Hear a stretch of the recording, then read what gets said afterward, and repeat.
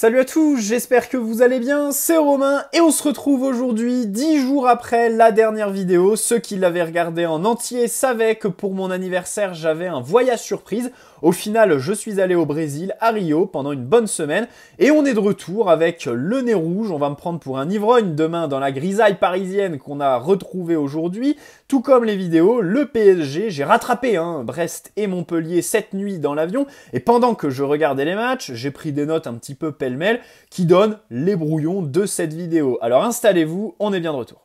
Avant que la vidéo commence, petit placement de produit pour le site ZoFoot qui vous propose des répliques non officielles mais d'excellente qualité de tous vos maillots préférés, beaucoup d'équipes représentées, sélection nationale aussi, avec des badges, écussons et flocages d'excellente qualité comme les coutures. Vous pouvez personnaliser tout ça au moment de votre commande avec 10% de réduction. N'hésitez pas à utiliser le code qui est dans la description, tout comme le lien vers la boutique et les détails de la promotion en cours. Vous avez un ou plusieurs maillots offerts en fonction du montant de votre panier. Le maillot est à indiquer au moment du paiement dans la page de commentaires.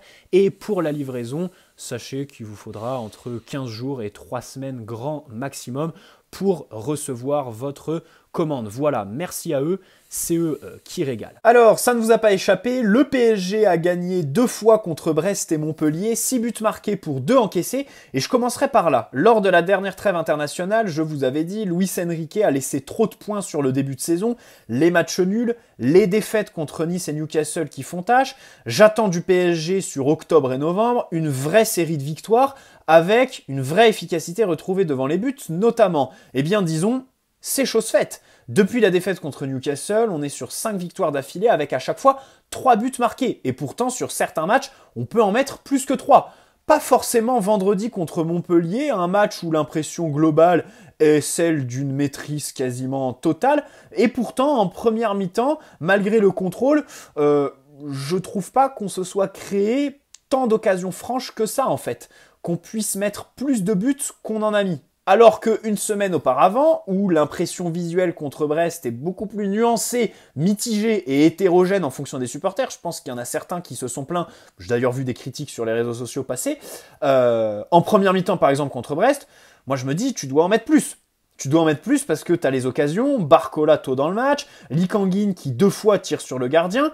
Donc voilà, le PSG qui reste sur une série de victoires très satisfaisante et a continué, confirmé cette semaine qui se terminera contre Reims avant la prochaine trêve internationale. Et d'ici là, bien sûr, le déplacement à San Siro après demain soir. Alors, déplacement où tu dois gagner en fait. Enfin, quand tu as mis 3-0 à Milan à l'aller chez toi, le retour, alors le contexte, on peut me faire tous les speeches qu'on veut, le contexte, le problème c'est qu'il est défavorable aussi aux Milanais, dans le sens où ils ont obligation de faire la victoire ou alors à essayer d'aller arracher le match nul parce que ça commence à se tendre avec leurs supporters. Ils ont perdu ce week-end. Théo Hernandez est pour l'instant incertain pour le match contre nous. Kaloulou qui était titulaire au match aller et qui s'occupait d'Mbappé ne sera pas là. Donc voilà, il y a quand même une conjoncture qui fait qu'on doit absolument s'imposer mardi soir. Alors d'ailleurs, il n'y aura pas de débrief immédiat parce que je serai au stade.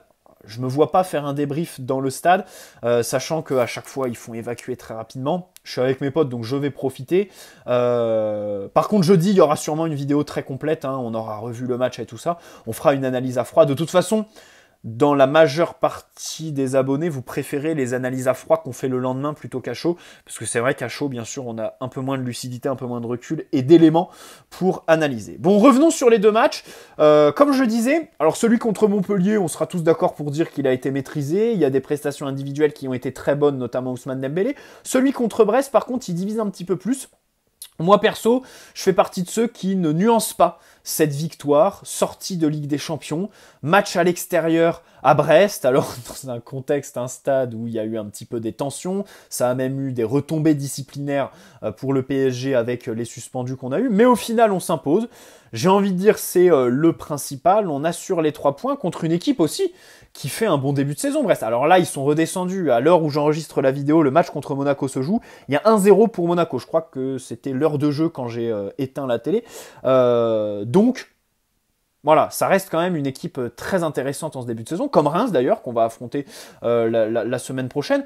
Donc cette victoire 3-2 là-bas, avec une première mi-temps notamment très maîtrisée, tu as réussi à rentrer dans ton match très facilement, très rapidement. Alors oui, quand tu perds le contrôle, tu peines à le retrouver. Il y a différents facteurs qu'on va mettre en avant dans cette vidéo. Mais voilà, tu peux pas tout gagner tout le temps, hein. Les organismes sont fatigués et bien gérés par le staff technique médical. Ça aussi, on y reviendra dans cette vidéo. Donc voilà, 2 belles victoires. Alors, néanmoins, il y a une impression visuelle que le pressing du PSG s'évapore un petit peu au fil des matchs. La rigueur défensive, non. Par exemple, Ousmane Dembélé contre Montpellier, au-delà de son très bon match avec ballon, il apporte à l'équilibre. Les replis sont très bien faits par Kolo Muani, mais le pressing, je trouve qu'on évolue un petit peu plus bas, qu'on est un peu moins réactif dans ce domaine-là, et j'espère que Luis Enrique a identifié ça pour faire travailler ses joueurs. Est-ce que c'est physique? On sait qu'il y a certains joueurs dans l'effectif qui peinent à terminer les matchs, Zahir Emery du fait de son âge, Kolo Muani aussi, hein. Kolo Muani des fois, voilà, qui les finit pas très bien, gros manque de lucidité par moment en seconde mi-temps. D'ailleurs, il bosse avec un préparateur physique en plus des entraînements collectifs, voilà, au campus PSG tous les jours. Ça, c'est une info que Jamel a sortie cette semaine, le tweetos très connu, très fiable aussi. Donc voilà, le pressing, j'aimerais que Luis Enrique fasse un petit peu attention, c'est une impression visuelle. Par exemple, contre Brest, quand tu perds le contrôle, si ta ligne d'attaquant presse beaucoup mieux, tu récupères des ballons plus haut, donc tu te donnes confiance, tu asphyxies l'adversaire et tu inverses la tendance. Là, tu as un petit peu peiné et c'est vrai que sur ce temps faible du PSG à Brest, tu as tangué, tu as eu des difficultés et ça te fait un petit peu penser au PSG des dernières années dans le sens où tu peines vraiment à redresser la barre. Voilà. Mais heureusement, il y a ce penalty obtenu par Kolo Muani et transformé par Mbappé. Contre Montpellier, alors les 3 buts que tu mets, ce sont 3 buts construits. Voilà. C'est pour ça aussi que je vous dis, on presse un peu moins parce que nos buts ne sont plus le fruit de pressing réussi, mais d'une construction très élaborée. Et le match contre Montpellier, franchement, les 3 buts, alors, celui de Warren, un peu moins que les 2 autres, parce que c'est le talent individuel de Dembélé qui fait la talonnade. Mais alors, les 2 autres, c'est limite comme si c'était Luis Enrique qui avait marqué, quoi. Parce qu'il faut se rendre compte que les relais sur le côté droit, avec ensuite un centre en retrait pour quelqu'un qui est présent et qui frappe comme ça, comme Vitinha et Lee, en plus avec la feinte de frappe de Mbappé sur Lee, tout ça est travaillé à l'entraînement. Le PSG le fait à chaque match. On a marqué déjà quelques buts comme ça. Et donc, chapeau bas à Luis Enrique parce que c'est une arme redoutable en fait. Voilà. Tu marques là-dessus, ça fait stater Achraf Hakimi. Des joueurs qui aussi, du fait de ces circuits travaillés, marquent alors qu'on leur aurait pas soupçonné une telle finition. On peut penser à Vitinha, et même Lee en fait. J'ai même envie de dire Lee, parce que personnellement, il me surprend. En matière de finition, il me surprend. Donc voilà, cette solution de centre en retrait une fois arrivé dans la surface, c'est une marque de fabrique du PSG qui se développe de plus en plus. Les corners, bon déjà, Lee Kangin les a repris à Ousmane Dembélé, les tire bien mieux, déjà individuellement, et ensuite, pareil, on a l'impression qu'à l'entraînement, ils s'en sont chargés. Ils travaillent là-dessus parce que, contre Montpellier notamment, tu cherches beaucoup une zone préférentielle qui est le premier poteau. Tu trouves Kolo Muani à un moment donné, et ça, en début de saison, on ne le voyait pas. Très bien aussi, ça travaille les coups de pied arrêtés, les corners qui jusque-là, enfin, voilà, au-delà d'être mal tirés, n'étaient absolument pas travaillés au vu du placement des mouvements de nos joueurs présents dans la surface. Alors par contre, si on veut aller jusqu'au bout, les corners défensifs, contre Brest, on a encaissé notre premier but là-dessus. Alors, ça nous pendait au nez, bien évidemment, hein, parce qu'on n'est vraiment pas bon dans cette dimension-là. C'est dingue qu'en fait que Danilo, Skriniar soient des défenseurs très grands. Contre Brest, ils font pas forcément un mauvais match dans les airs. Hein. Ils ont repoussé beaucoup de centres parce qu'ils ont beaucoup centré, les Brestois. Mais voilà, y a quand même cette impression visuelle bizarre. Les mecs font quasiment 1m90 les deux, je crois. Mais Dans les airs, ils sont pas impériaux. Pourquoi? Parce que t'as beau être grand, si t'as pas la détente, c'est compliqué. Et ils ne l'ont pas. Voilà, ils peinent à sauter, ils n'ont pas la vivacité, les appuis évidemment. Hein. Skriniar c'est le plus flagrant. Voilà, Skriniar c'est le plus flagrant. Hein. D'ailleurs, ces duels aériens, quand il saute, il les perd. Quand il reste au sol, il les gagne. Donc voilà, c'est assez bizarre. Mais c'est comme ça, on a pris notre premier but sur un corner tiré au premier poteau d'ailleurs. Voilà. Dembélé, alors je commencerai par lui, hein, puisque contre Montpellier, il est très très bon. Il retrouve sa lucidité au début, au milieu, à la fin des actions, même s'il ne marque pas. En première mi-temps, là, les frappes qu'il prend, elles sont plutôt bien enclenchées. Plutôt bonne. Il a parlé aussi à la fin du match. Hein. Il a dit que ça lui pesait pas, qu'il avait une bonne relation avec Luis Enrique et qu'il pensait pas au fait qu'en 900 minutes, il n'ait toujours pas marqué un pion. Mais il est impliqué sur les 3 buts contre Montpellier et franchement, il est très très bon. Contre Brest, son entrée elle est très mauvaise parce que le bon match contre Montpellier, j'espère qu'il va capitaliser dessus parce qu'il restait quand même sur une dynamique. L'entrée contre Strasbourg, enfin, une entrée d'ivrogne. Contre Milan, la première mi-temps, je me demande si c'est pas sa pire au PSG. En seconde, il se reprend, mais il sort. Et contre Brest, pareil, il fait une entrée compliquée, pour pas dire très très mauvaise. Donc voilà, ce match contre Montpellier est très bienvenu. On espère qu'il va capitaliser dessus contre Milan. Voilà. Par exemple, contre Montpellier, il fait de bonnes accélérations. Hein. Il part arrêté, il réussit à dépasser son vis-à-vis en vitesse et pas en dribble. Les changements de rythme sont beaucoup plus vifs. Voilà. Ça, j'aimerais mettre en avant la gestion du staff technique. Voilà. Comme je disais, il n'était pas titulaire contre Brest, il est sorti contre Milan, il n'était pas titulaire contre Strasbourg. En équipe de France aussi, je crois qu'il a joué qu'un seul des 2 matchs de la dernière trêve internationale. Donc voilà, il a beaucoup moins enchaîné que sur le début de saison. Et ça se ressent dans sa performance contre Montpellier vendredi. Il est beaucoup plus en forme. Voilà, à l'image aussi d'un Ugarte qui a été mis au repos contre Brest et qui revient très très bien. Luis Enrique ose, alors je ne sais pas si c'est le mot, mais ses cadres, parce que ce sont 2 cadres, sur le banc, voilà. Et ça paye, puisque quand ils reviennent, ils sont quand même beaucoup plus frais. Et quand je dis cadre, c'est dans le sens où Dembélé, on va pas se mentir, que tu sois un détracteur ou un défenseur, il est ultra important. Enfin, quasi tous nos circuits de passe vont vers lui. C'est-à-dire que quand on relance, on le cherche. Bah, les 3 buts contre Montpellier, il est impliqué. Sur beaucoup de nos matchs, c'est pareil. Toutes les grosses occasions, ça vient de ce côté-là. Il y a Hakimi aussi qui est à mettre en avant. Mais à un moment donné dans l'action, Dembélé touche le ballon, fait sa fixation qui permet à Achraf de déclencher une course et de prendre de vitesse son vis-à-vis parce que ils sont 2 ou 3 sur Dembélé, comme sur le but de Lee Kang-in contre Montpellier. Voilà, il est tellement important pour les fixations, pour ce système de centre en retrait. Voilà. Contre Montpellier, j'ai identifié une petite innovation qui témoigne aussi d'une progression dans la relation Hakimi-Dembélé, puisqu'on a trouvé Achraf beaucoup plus le long de la ligne. De manière verticale. Les rôles se sont un petit peu inversés. Alors c'est gros ce que je dis, hein, parce qu'on n'était pas non plus au point de voir Achraf coller la ligne comme Dembélé le fait depuis le début de saison, et Dembélé milieu relayeur comme Hakimi l'est. Mais par séquence, typiquement sur le but de Lee, on trouve Achraf dans une position où on ne le trouvait pas auparavant. Vraiment.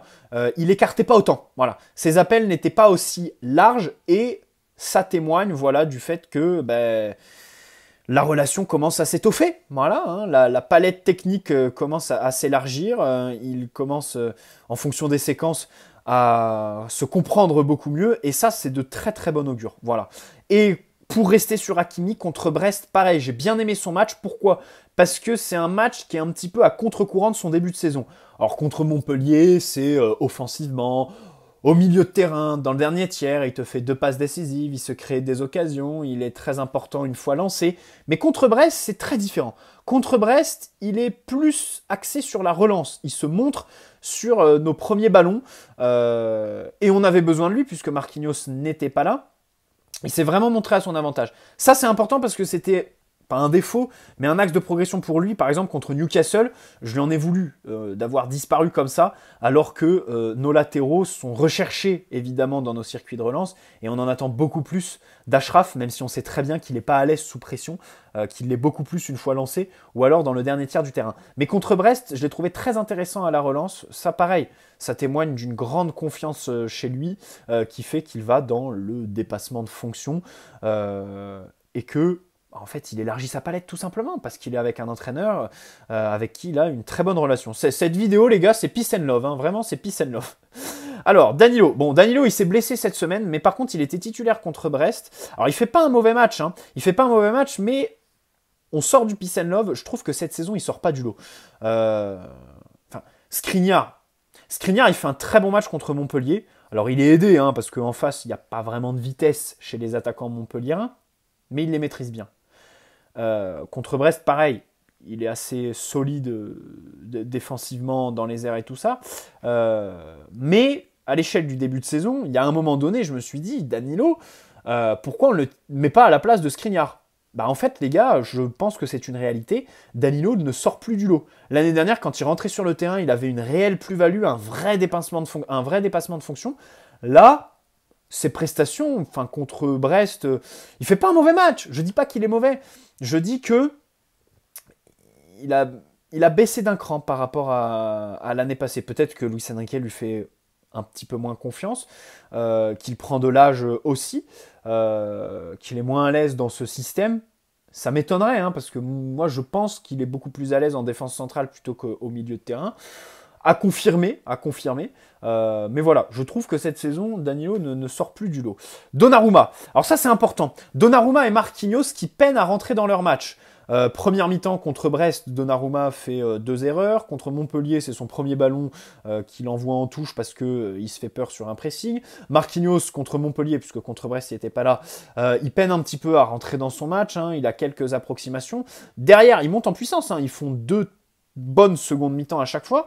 Mais attention, pour mardi, dans ce contexte Milan, surtout pour Donnarumma, et pour Marquinhos aussi, qui fait l'erreur contre Newcastle en début de match aussi, bien veiller à, dès le coup d'envoi, se montrer concentré, voilà, ne pas prendre un quart d'heure, 20 minutes. Mais ça, j'ai l'impression que c'est tout le monde. Warren, contre Montpellier, pareil. Il lui faut bien une demi-heure pour rentrer dans le match. Et au-delà de son but, sa deuxième mi-temps est bien meilleure que sa première, parce qu'en première, il est quand même assez invisible. Même si je pense qu'invisible, c'est dur. Il y en avait un autre. Mbappé, typiquement contre Milan. 20 minutes où tu ne le vois pas. Voilà, c'est ça qui est un petit peu chiant dans cette équipe, c'est qu'il y a des individualités qui peinent vraiment à rentrer dans leur match. Il leur faut une demi-heure et enfin, ils sont invisibles complètement, quoi. Bref, pour revenir sur Donnarumma, bon, alors il fait des petites bourdes, le mot est fort, sur les premières mi-temps, mais il fait aussi des arrêts contre Brest, contre Montpellier aussi, plutôt en fin de match, qui témoigne d'une concentration qui est restée. Le premier but de Brest, par contre, il peut mieux faire, hein, là, petit cafouillage un petit peu sur sa ligne. Contre Montpellier, ce que j'ai bien aimé, c'est quelques sorties, hein, c'est pas quelque chose qu'il aime faire. Là, il est quand même allé assez loin de son but et ça a payé, donc plutôt pas mal. Et contre Brest, c'est dans les airs, bien sûr, qu'il s'est montré, il a été... Voilà, pas transcendant, mais il a géré, puisque les Brestois, comme je le disais, ont beaucoup centré. Donc ça, c'est les bons points pour Donnarumma. Voilà. Pour Marquinhos, comme je le disais, il peine à rentrer dans son match contre Montpellier, mais derrière, encore une fois, il est très bon. Il est très bon pour sa vitesse, qui nous a manqué contre Brest, pour colmater les brèches laissées par Skriniar. Et j'inclurai aussi Lucas Hernandez, on y reviendra, ce côté gauche animé par Mukiele contre Montpellier. Mais voilà, Marquinhos, encore une fois, j'espère qu'il fera un gros match contre Milan, comme son début de saison. Mukiele. Alors, Mukiele, j'ai adoré. Mukiele, j'ai adoré sa titularisation donc, contre Montpellier. On l'attendait, cette titularisation, hein, parce que la dernière remontait à début mars, contre Nantes, le match où Mbappé pète le record de Cavani. Là, il avait joué quelques minutes contre Marseille, derrière on le voyait plus, on se disait bah mince, Luis Enrique l'aime pas. Et au final, il est titulaire, ok, mais à gauche, qui quand même passe son poste de prédilection. Donc on peut se dire quand même que Luis Enrique, je pense pas qu'il soit un grand fan, disons, de Mukiele. Mais c'est aussi un entraîneur malléable et je pense que le match de Nordi vendredi soir lui a fait plaisir parce qu'il a été très bon déjà défensivement, en confiance surtout. En témoignent les tacles qu'il te sort dès le début du match. Voilà. Pour un latéral quand même taclé comme il le fait, ça témoigne d'une certaine confiance quand tu reviens de blessure que je pense t'as pas eu le temps de jeu que t'espérais avoir depuis ton retour. C'est plutôt pas mal. Et puis offensivement, alors il est monté en puissance. Hein. Au début, c'était pas trop ça. Mais ensuite, il a réussi à plutôt bien animer son côté gauche. C'est vraiment de bon augure parce que la blessure de Nuno nous embête réellement. Il y a d'ailleurs des papiers qui disent que le PSG veut recruter cet hiver à ce poste-là parce que Lucas Hernandez, son mois d'octobre, tu vois, je serais un petit peu nuancé. Alors, il se fait pas dribbler. C'est pas quelqu'un qui va se faire dribbler parce qu'il a la grinta, il a la vitesse. Une fois qu'il est face à son vis-à-vis, il adore, il va lui mettre des coups, pas de problème. Par contre, matière de positionnement, placement, déjà on a un gros problème qui est ressorti encore une fois contre Brest, c'est l'écart entre le central et le latéral. Skriniar, Hernandez, ça c'était le cas au début de saison, ça l'est toujours. Ça permet aux adversaires de trouver des relais dans le demi-espace pour des dédoublements qui font très mal, qui débouchent sur des situations de centre où derrière du coup tu es complètement avec des orientations du corps qui sont pas bonnes du tout. Et pour Hernandez plus particulièrement, la prise de profondeur, des fois dans son dos, il ne maîtrise pas trop. Et les centres, il en a laissé trop contre Brest, trop en retard. Voilà, des fois il est un petit peu en retard. Il n'est pas mauvais, mais on sait qui est-ce qu'on a recruté, à savoir un défenseur de classe mondiale. Certes, il joue pas à son poste. Moi, j'aimerais bien qu'il revienne dans l'axe gauche de la défense pour qu'on mette Skriniar sur le banc et qu'on voit un petit peu Marquinhos, Lucas ce que ça donne. Mais le problème, c'est qu'il faut attendre le retour de Nuno, quoi. C'est pour ça que cette blessure nous embête vraiment. Mais dans tous les cas, il assure au poste de latéral gauche. Son mois d'octobre, je trouve, est un petit peu moins bon que son mois de septembre et août. Donc voilà, Lucas, joueur de classe mondiale, on se permet d'avoir évidemment de l'exigence avec lui, même s'il n'est pas pour autant mauvais. Ugarte, très bon retour contre Montpellier, très bon retour, puisqu'il a récupéré 15 ballons. Avec ballon, alors... il peine en première, mais en seconde, il est très bon. Voilà, il se permet quelques renversements qu'il faisait déjà lors de son début de saison fanfaronnant. Hein. On rappelle quand même que Ugarte est resté sur...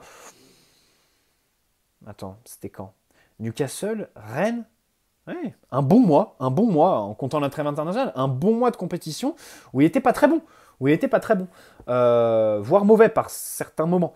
Là, on l'a retrouvé, donc c'est de très bon augure avant le match contre Milan où on va avoir besoin de contre-presser, chose qu'il a fait à merveille contre Montpellier vendredi soir. Le reste, on y reviendra demain, les gars, ok? J'ai le reste, mais là, 21 minutes de vidéo. On va stopper là. Et demain, bien sûr, on se fait un avant-match Milan-PSG. Donc, on finira ces brouillons que j'avais là ce soir. Très bonne soirée à tous. N'hésitez pas à poser un like si cette vidéo vous a plu. Ça me fait plaisir de reprendre. Et on est reparti comme en 40. Ciao les amis et prenez soin de vous avant tout.